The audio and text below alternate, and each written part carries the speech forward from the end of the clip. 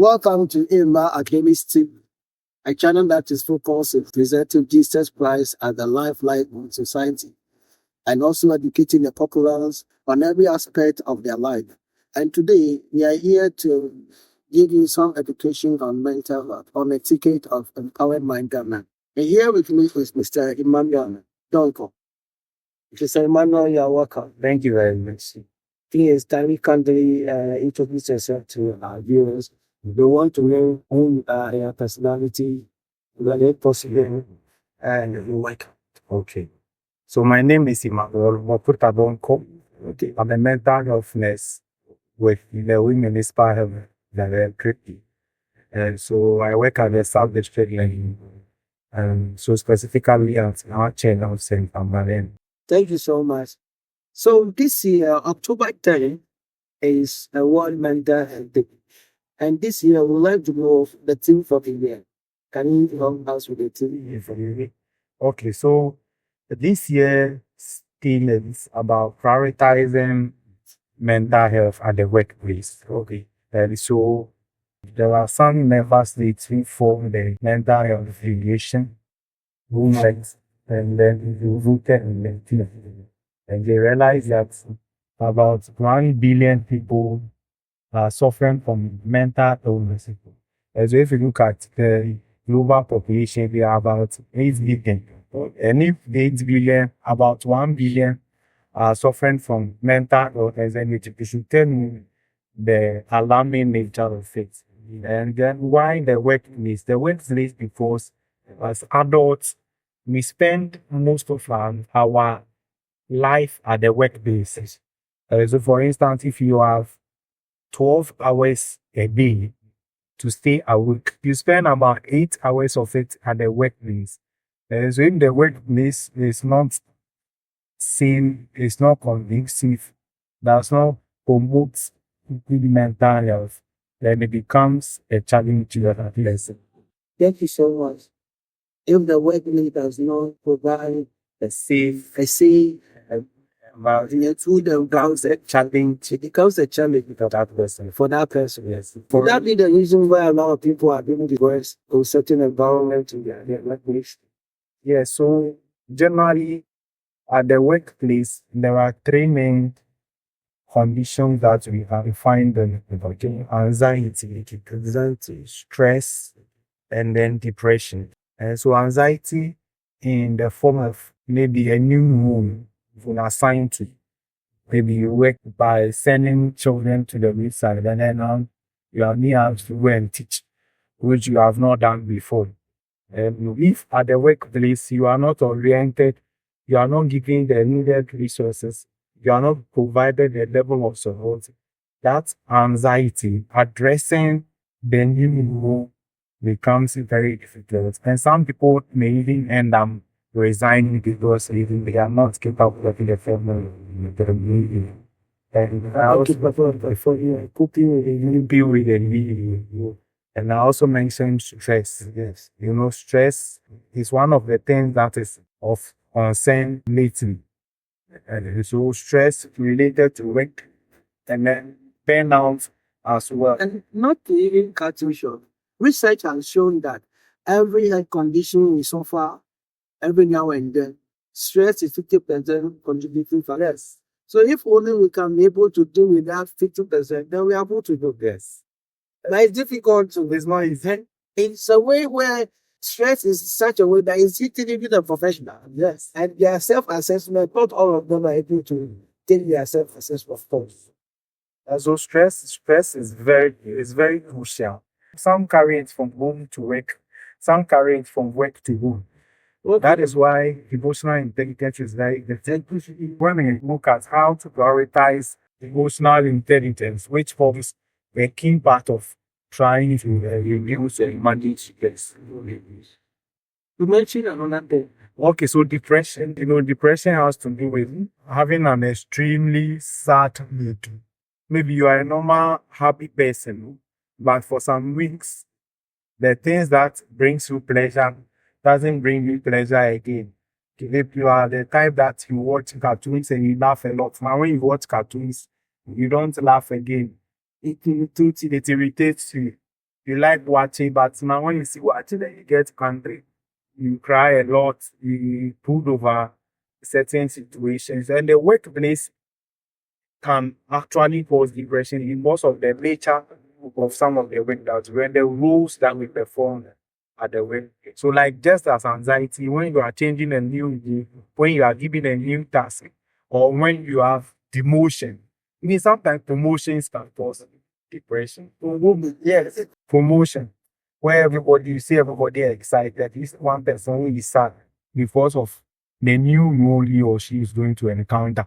All may comes with all the money, the largesse of things, but then because the role may be too difficult, or it is a leadership role, which will come with abilities that the person may not have, the person will tend to have depression. And also, if there are no resources available, let's say you are supposed to work at the laboratory, and you do not have the equipment to work.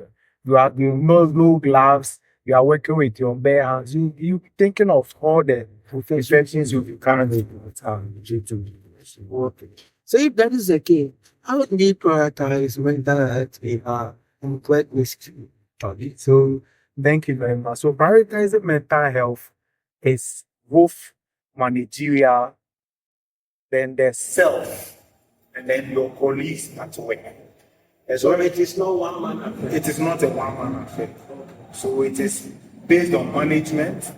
Then you come to yourself, and then now your colleagues at work. And so when it comes to management or heads of institutions have to be deliberate on prioritizing mental. When I say deliberate, they need to put in actions, not just saying it.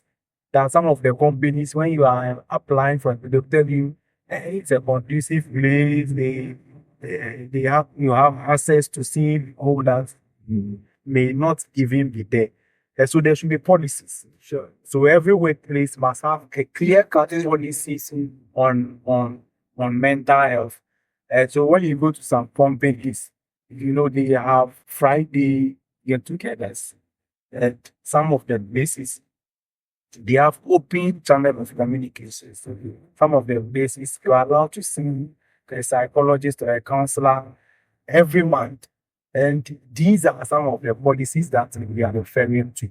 And in as much as parties may not be excited for everyone to be excited to a lot of attention, and it will always the murder. So, and for the self, you should carry yourself like the way you are. You should not be overly worried because the situations in life, you cannot solve all of them. So in that case, self-assessment is very, Very, very important. You, the individual, should also be concerned about your own mental health.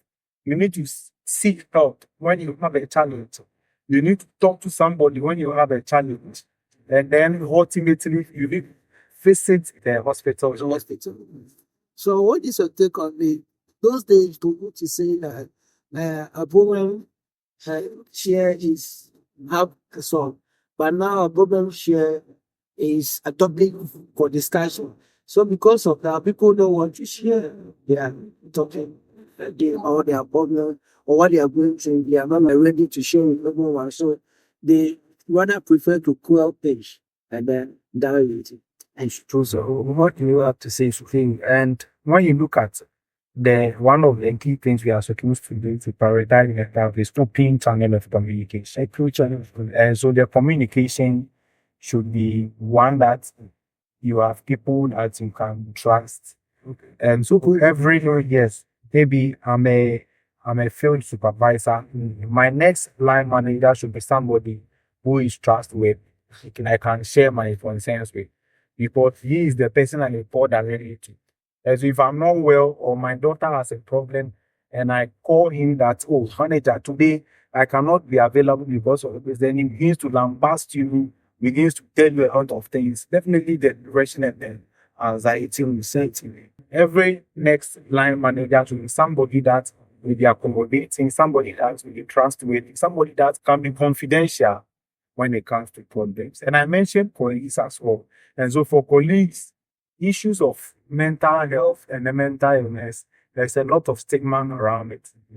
And so imagine I go to work and I talk about, let's say, sexual perversion in a woman. Maybe he has to go this way, it is going the other way. Go and discuss with your colleagues, maybe about the inability of either your husband or your wife to perform. And then you go, because it is having a psychological toll, you come to work, you cannot work because you are not getting the sexual classifier. Yes, and this is a religious TV, but let's you can That one, today we are dealing with mental health. So all this is visible. Okay. And again, it's a religious channel, but cry does not deprive out from discussing some of these things. We need education on it because a lot of people are dying through some of these things. And even the church need some of this education. But people who understand that when you are married, sex is not a sin. Even when you are assessing your partner as a married couple, the angels in heaven will be coming for you. Wow. Because you are doing the right thing. And God is pleased with it. So you are testing close. Okay. So if that is it, then you realize that a lot of discussions at the workplace is marital issues. Okay. A lot of them. And then when people bring marital and family issues to the workplace, it is taken to another level. That is where the challenge lies. And so the people that are around, they need to be able to provide support. And so a problem half shared should not be a problem you are sharing with everybody. Have a confidence, have somebody in trust. And then one other key thing in prioritizing mental health is resources.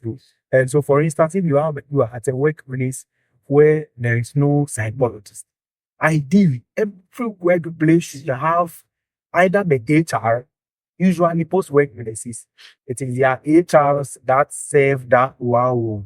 But how experienced is that HR to that is another issues like that. So if you have an HR And the HR himself was sending depression. those things can happen. In fact, and so if you have an HR who can handle such issues, fair enough.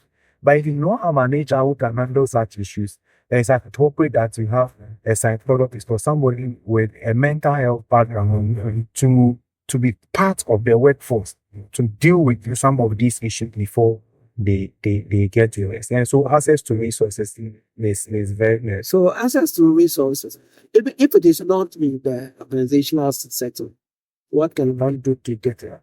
Okay, so getting help is readily available. And so for now, education is key. Whatever we are discussing now will be on air. So when people listen to it, they'll be able to know that every organization should have internal policies. There should be access to resources. There should be open channel of communication. And you should communicate with trusted people. It serves as a platform for people to learn. And then also there are centers around. There are the health centers around. And when you look at the mental health act, it actually prioritizes mental health everywhere. That every hospital should have a unit, and then even every region should have aspect. So you know that in the mental health act 2012, section 73, and then 5 and 6 talks about a district that it should allocate a budget for mental health. Yes, but these are some of the challenges We face them. And not everybody is aware of this already. And then again, there are toll-free numbers that we can call. Yes. And if you want, wherever you are, you can just put these toll-free numbers. I'll give it later on the screen. When you call, wherever you are, if it is something that they can do with or discuss or talk with on phone, they'll do it. If it is not, if they have to do a referral, they'll do a referral. If they're near community you are, and you'll be sorted out. Now, quite it's really easy. You can just walk to the hospital or the clinic and then answer the mental health unit and then go and talk to them. The professionals are there to help you out. And you'll be fine. Because we all need you. God needs you to be in a good health. We all need you to be in good health. Your well-being is for everyone. Thank you. How do we promote mental health in our organization and then open dialogue to reduce mental health issues in our organization? Okay, and so one of the key things that helps in open dialogue is meetings. Okay, so there should be regular meetings at the workplace. And the meeting should allow people to talk. Let people openly express their concerns, and those concerns must be addressed. So there should be regular meetings. Either if you have a breakfast meeting every Monday, or you have one maybe once a month, anyway that, but there should be meetings at every workplace, and that meetings will provide the opportunity for people to openly express their concerns. And when they express their concerns, they should not be shelved, but rather they should be addressed. Yes. They should not be criticized. Yes. They should not be looked down. Yes. And then one other thing is stigma. Stigma is a big topic. It's not this. We can't discuss it here. You know, stigma kills a lot of people. Yeah, it's because It kills a lot of people. influence. And so when people are openly seen to have people have mental illness Yes. at the workplace. As maybe you have a person who has a mental illness condition. You need to draw the person closer. You need Show to them. weigh the person's strength and weakness, and then give the person more of their strength and then reduce the weakness. And there are a lot of people who are seen to have mental. Oh, yes. This issue is a big issue all over, and no one was exempted. It's in the church, it's in the malls, it's in the hospital. Even as we say, the doctors. Yes. Doctors have these issues, and sometimes Every aspect of the aspect- health force you find. yes, you'll find people with mental health issues.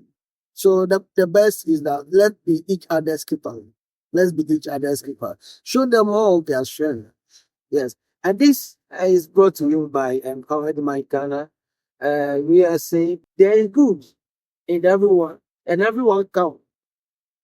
Everyone count in society. Thank you so much. Before we leave, The way forward. So we've mentioned it that we spend our adult life at work, and so the workplace must be safe, must be conducive. The workplace must be an opportunity for us to thrive. It's not a place to be rather go and be depressed and then come back home. And then finally, let's provide policies that are focusing about promote mental health.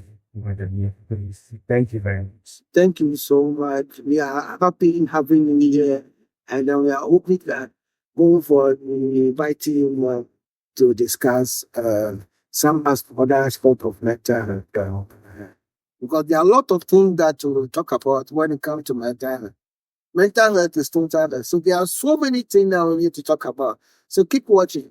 We will talk about them. And if you have an interesting topic at the mental health you want us to discuss, so you can also drop it at the comment section. We will address it. If there's something that you want us to address to, be free and drop it at the comment section. If you want to sponsor this program, you are at liberty to do so that everybody in every corner will be aware of mental health. Thank you for watching. Is there any nice way of watching? Thank you so much. And Mr. Dopcom, God bless you for coming. So, meet some other time. God bless you. Oh, bye bye.